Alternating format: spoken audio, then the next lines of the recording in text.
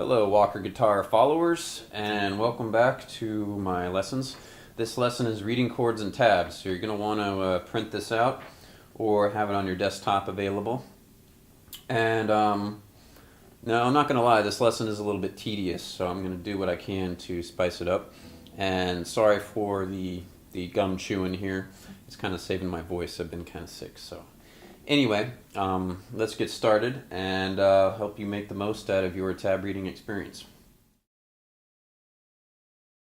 Alright, so let's start with how to read chords. Now, if you look at your document here at the top, under the title you see that there's three different diagrams. There's one that has an E at the top, that's an E major chord, and then there's a D sus4, and a D sus2.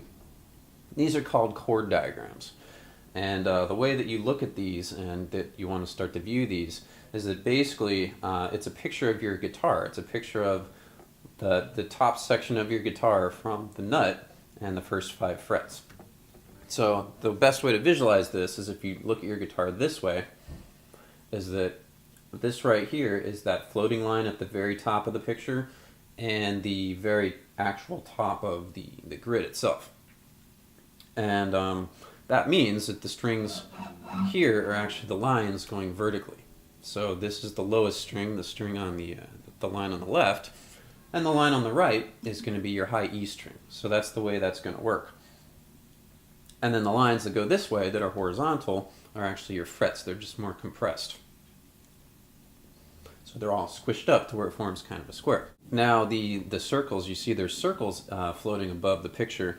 Those circles are actually representing open strings. So if there's a circle, which there is, floating above this line right here, that means it's going to be above this string, that means you're going to play that string openly. So on your E diagram, that's the leftmost line that's running vertically with the circle up top.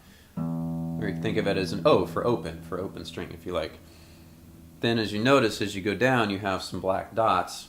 Those are actually where you're going to put your fingers, and we'll talk about that in a sec. And on the other end, you have 2 more circles. So you have a circle above this one, the high E string, and a circle above your B string. So those 2 are open as well. Now I think the tricky thing about reading chord diagrams is that you have to remember that actually you are holding your guitar this way and you're looking at the diagram vertically. But whatever works for you.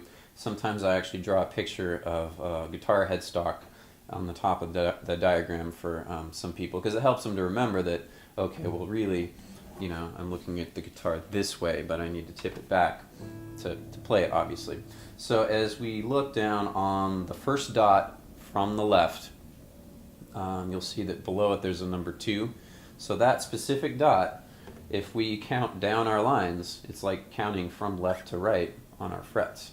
So as we do that, it would be 0, 1, 2, is that dot is actually held right here. So it represents a finger that you need to use to hold that black dot. So you should get that note. Now the question, of course, is what finger do I use to hold this? Because there's a couple more dots and you want to use the right fingers.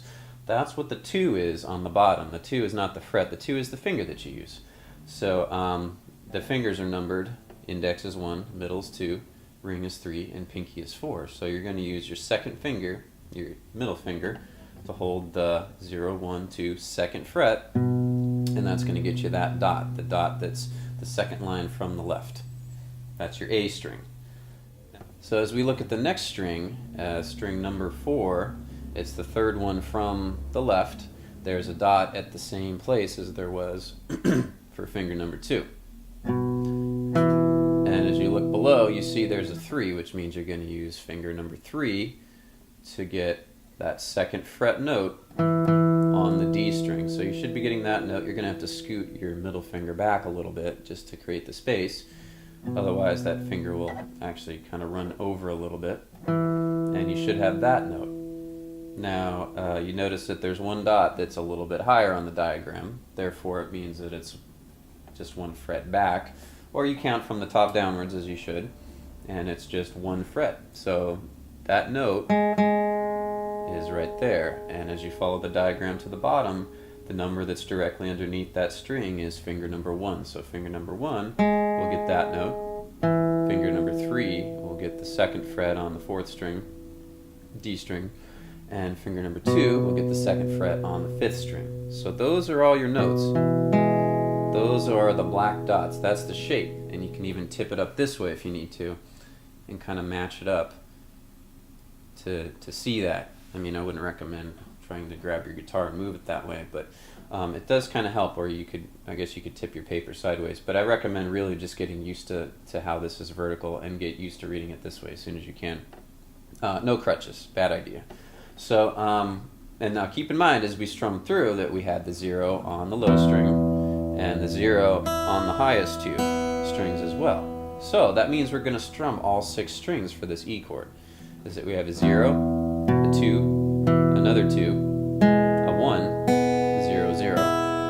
Or in other words, open string, middle finger, 3rd finger, 1st finger, and 2 open strings. So that's how you play your open chords.